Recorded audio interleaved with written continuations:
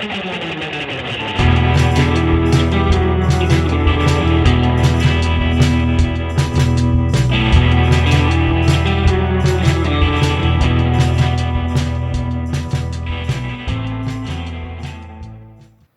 partir do vídeo introdutório a respeito do método científico e como que a ciência começa a ter uma formatação semelhante àquilo que nós conhecemos atualmente, eu vou aprofundar um pouco a questão do método científico e tentar demonstrar como a ciência está sempre ligada a concepções filosóficas.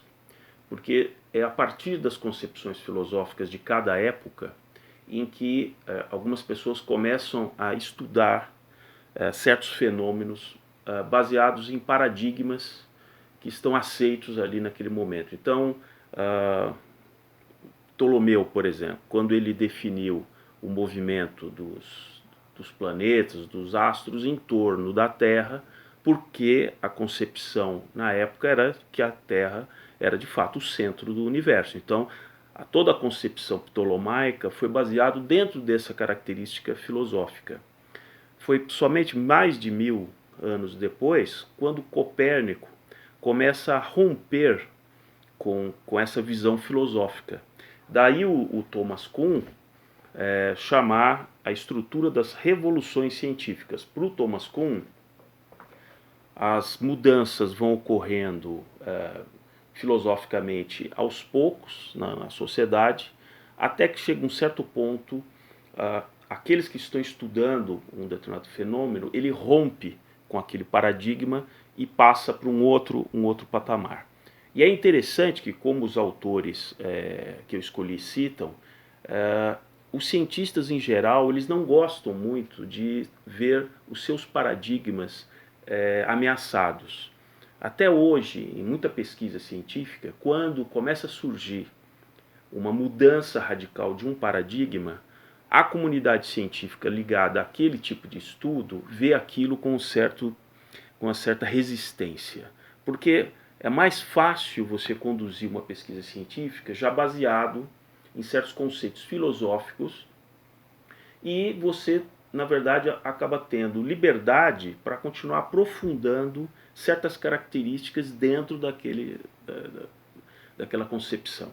Quando começa alguém a tentar destruir as bases daquele paradigma dentro daquela categoria científica, começa a haver todo um certo desgaste até que em algum momento há uma certa revolução e mais pessoas começam a perceber, mais cientistas, que talvez as coisas não se encaixem bem. Apesar de hoje nós adotarmos esse modelo de movimento dos planetas em torno do Sol e que o Sol também se movimenta dentro da galáxia, a galáxia também se movimenta dentro do universo, existem ainda certas questões que não se encaixam bem nesse modelo. Então esse modelo ainda será aprimorado. Muito daquilo que se estuda do movimento, por exemplo, da Terra não consegue ser explicado totalmente. Mesmo, por exemplo, a teoria da relatividade de Einstein, por exemplo. Por que chamar teoria da relatividade? Porque ela ainda não foi comprovada suficientemente para que se torne uma lei, como, por exemplo, a lei da gravitação apresentada por Newton. Se conseguiu fazer vários experimentos em vários lugares do planeta e ela nunca foi refutada, por isso ela passou a ser considerada lei. A gente ainda vai ter que esperar talvez algum tempo, apesar daquilo que o Einstein propôs e dos experimentos até onde se conseguiu ver questão de conseguir ou não enxergar uma estrela que estaria numa posição atrás ali do Sol, numa certa posição do ano, então se conseguiu ter uma certa razoabilidade para aquilo que ele propõe, mas isso ainda não dá para ser totalmente transformado, por exemplo, numa lei. Passando novamente aqui para os cientistas, vejam, e a questão filosófica, vejam que no século XVI houve uma série de quebras de paradigmas. Um deles, por exemplo, o Maquiavel apresentando a sua teoria de Estado, a questão com relação à república, todos os fundamentos que levaram, inclusive, para depois uma certa unificação de vários países na Europa, deixando de ser ali principados e caminhando de fato como Maquiavel tinha razão, né, em muitos dos pontos que ele levantou. E também na mesma época, Martinho Lutero, quer dizer, a reforma protestante, ela também introduziu uma série de novos paradigmas que permitiu a vários cientistas que se tornaram, por exemplo, protestantes, pesquisarem certos fenômenos já sobre uma ótica filosófica apresentada por Lutero, coisa que outros filósofos ligados a antes da Revolução protestante talvez nem tivessem essas ideias, porque eles estavam focados em outros parâmetros até então dentro do catolicismo. Aí nós temos, por exemplo, no século seguinte, o século XVII, que foi um século extremamente violento, com muitos conflitos armados, a Inglaterra lutando contra a Holanda, porque ambos eram potências navais, a Inglaterra lutando contra a Espanha, porque também era uma potência naval que ameaçava, o Império Otomano lutando contra cidades onde seria depois, posteriormente, a Itália. Então foi um século muito violento. E isso é interessante porque o contexto social, num certo momento, também leva os cientistas a pesquisarem certos tipos de fenômenos. No caso, por exemplo, armas. Então, no século XVII, vários cientistas importantes, matemáticos, por exemplo, estavam tentando definir como que as balas de canhão ou de mosquetes, qualquer coisa que usasse pólvora, como que elas se deslocavam no ar. Todos esses cientistas famosos, como o Newton, o Leibniz, Pascal, se dedicaram a tentar entender o movimento dos corpos a partir de uma explosão. E isso era importante porque a pólvora custava muito caro e você sustentar batalhas e batalhas, você precisava de muita pólvora.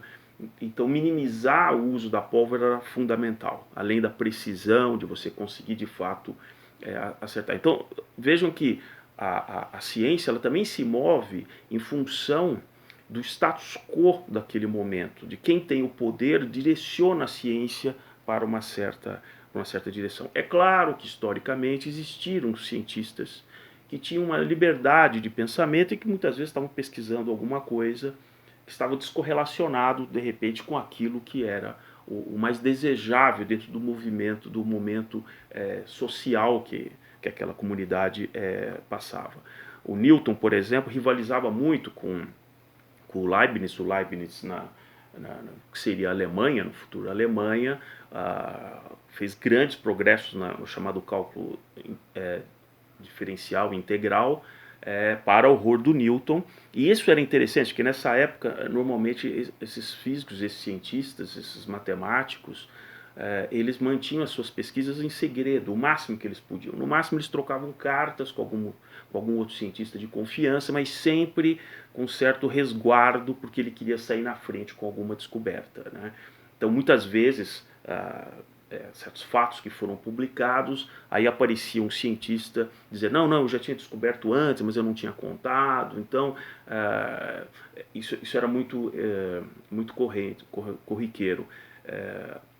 Para tentar diminuir essas coisas secretas e tentar acelerar o processo de uma maneira que alguém, por exemplo, decidisse, não, você descobriu primeiro, foi criado já em 1660 a Royal Society em Londres, que existe até hoje, que é uma comunidade de cientistas, na época iniciando ali mais por físicos, mas depois com astrônomos, e hoje tem de várias áreas do conhecimento, onde são publicados trabalhos, ou seja, a Royal Society é o formato do que nós vemos hoje de várias sociedades científicas em várias áreas do conhecimento. E aí, também, hoje, vocês observam muitas vezes aquela disputa por publicação de matérias científicas em revistas, né? Por quê? Porque isso atrai mais dinheiro para que mais pesquisas sejam feitas dentro daquela linha de pesquisa. Então, se você quer irritar um pesquisador hoje é você aparecer com uma solução que já passa na frente de muitos anos, de repente, de pesquisa futura, o que vai fazer com que aquele cientista perca, muitas vezes, a capacidade de conseguir absorver recursos para continuar pesquisando por mais de uma década. Quando recentemente os russos apareceram rapidamente com uma vacina e registraram, foi um grande furor em várias áreas da comunidade de infectologistas que diziam não dá, se não dá tão rápido ou não.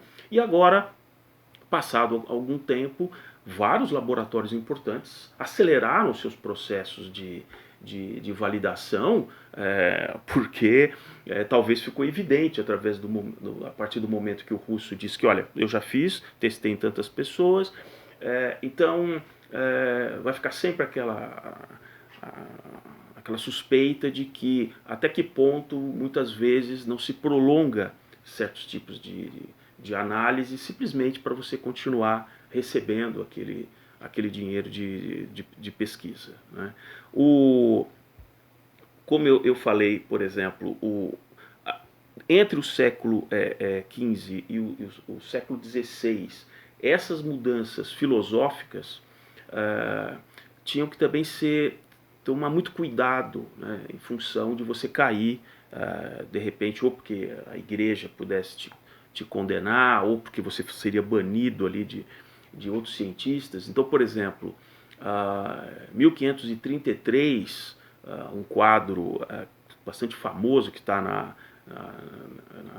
Galeria Nacional em Londres, né, que eu vou colocar aqui um desenho dele, né, uma miniatura, que é chamado Os Embaixadores. É um quadro todo cifrado, é um quadro que só muito tempo depois se descobriu que o autor colocou uma caveira aqui, que se vocês colocarem as caveiras já eram bastante comuns em quadros, mas não dessa forma.